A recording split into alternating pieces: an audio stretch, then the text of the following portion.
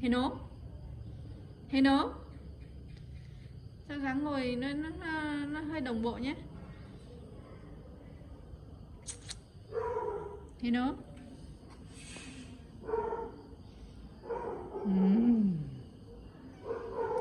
Cái đứa nào nghèo đấy. Ơi. Ơi. Trinh thế nghe. Sao dạo này con chịu nói chuyện nè. Đấy. Vào đây. Vào đây.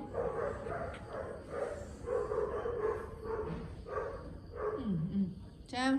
Định đẩy xe đi hay thế nào? Cưng. Cưng.